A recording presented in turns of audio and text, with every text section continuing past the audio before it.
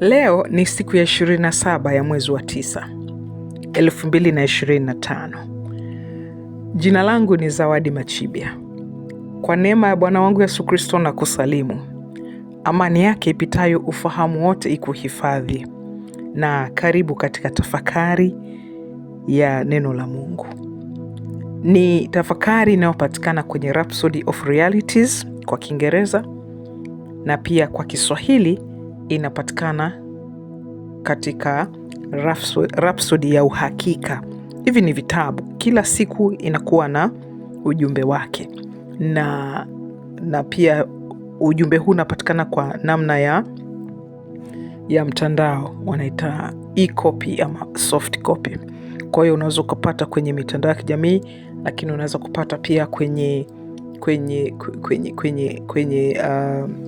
mtandao ama program tumishi ya Rhapsody.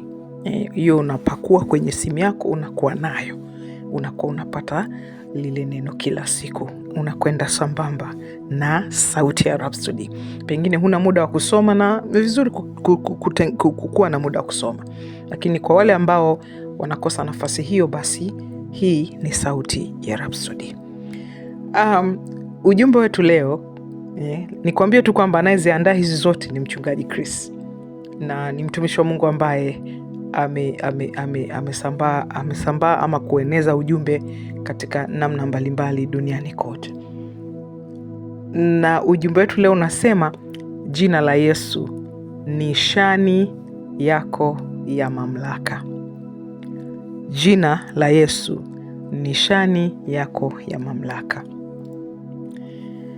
Neno letu la msingi ni kutoka katika Yohana sura ya 14 mstari wa 13, ambao unasema, nanyi mkiomba lolote kwa jina langu, hilo nitalifanya, ili Baba atukuzwe ndani ya Mwana. Mchungaji Chris anafafanua ujumbe wa leo kwa kusema,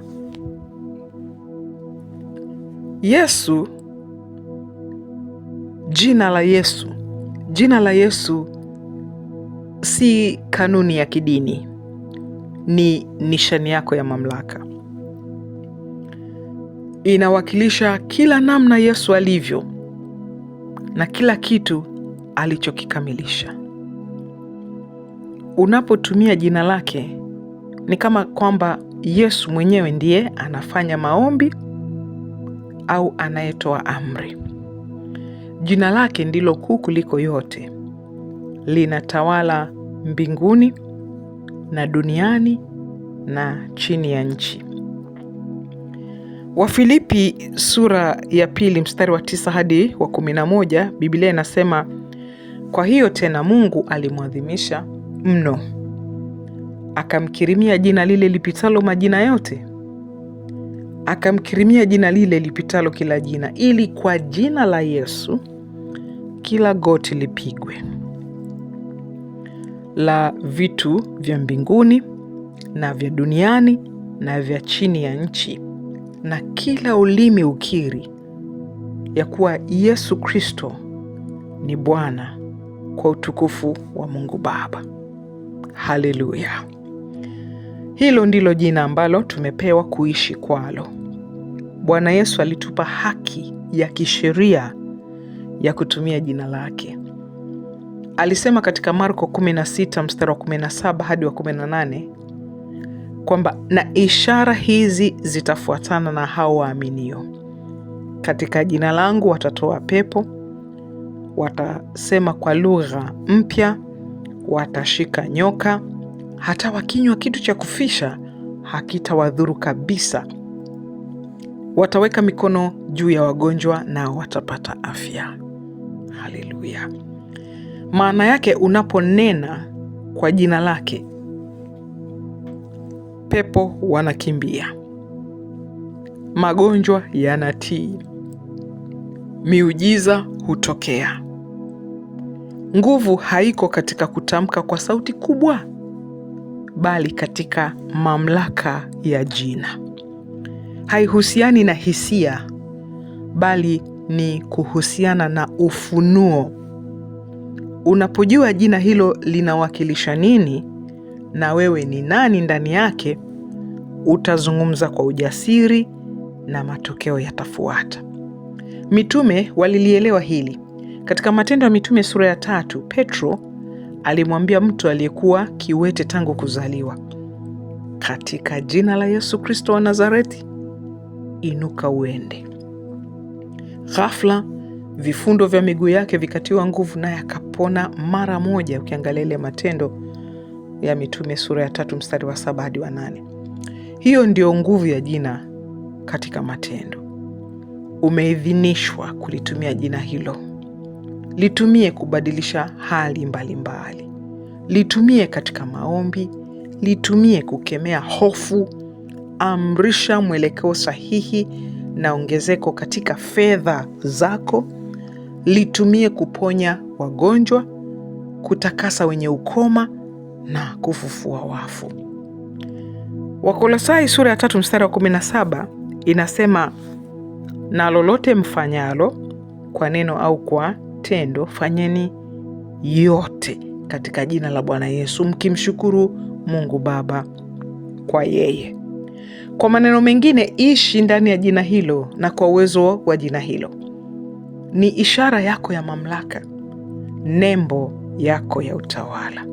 Litumie kutawala hali, kujiweka katika afya ya kiungu na kudumisha maisha ya ushindi ambayo Mungu amekupa. Haleluya. Maombi. Mpendwa Baba, asante kwa kunipa uwezo wa uwakili wa kulitumia jina la Yesu. Ninaishi na kufanya kazi katika mamlaka ya jina lake, lifanyalo kazi na kuleta matokeo kwangu kila mahali.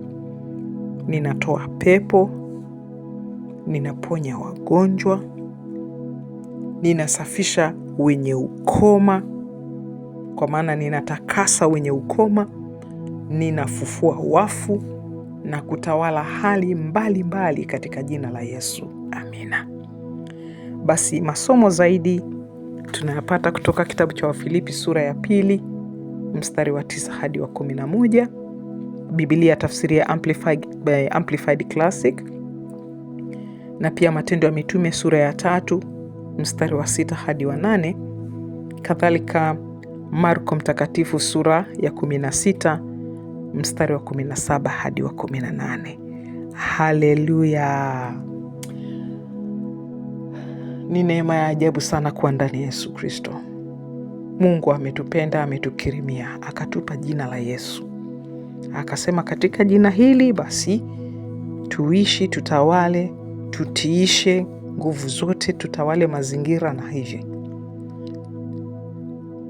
Nataka tu nikukumbushe kwamba ni muhimu ukajua thamani na uwezo na mamlaka iliyo katika jina la Yesu.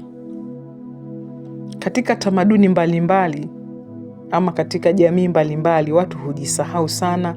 Labda wanakuwa wakisikia watu wakisema wanataja hilo jina, Yesu wangu, hivyo pengine Jesus Christ. Yani hilo jina hulitumii kushangaa. Ukijua mamlaka iliyoko katika hilo jina, hutalitumia visivyo, utalitumia inavyotakiwa. Ili jina la Yesu, wakati mwingine pengine watu wamejisahau na kulifanya jepesi sana, lakini namwomba Mungu atusaidie sote tupate nafasi ya kukaa na kutafakari mamlaka na nguvu iliyo katika jina la Yesu, na yeye mwenyewe ambaye ni Bwana wa mabwana, na yeye ambaye ni mfalme wa wafalme, kwamba katika hili jina nguvu zote na mapepo yote na mifumo ya dunia inatii. Vitu vyote vya mbinguni, vitu vyote katika uso wa nchi na vilivyo chini ya uso wa nchi vinatii. Maana yake hali zote zinatii, lakini inaendana na kulifahamu jina hili na uwezo ulio katika hili jina. Kuna watu katika nchi mabara mengine kama huko Amerika ya Kusini na wengine kuna watu wanaitwa Yesu, lakini huyu ni Yesu Kristo. Oh, haleluya, Bwana na Mwokozi. Ni vizuri tukaishi katika hili kulingana na neno la Mungu. Tutajihakikishia ushindi katika maisha yetu ya kila siku. Haleluya.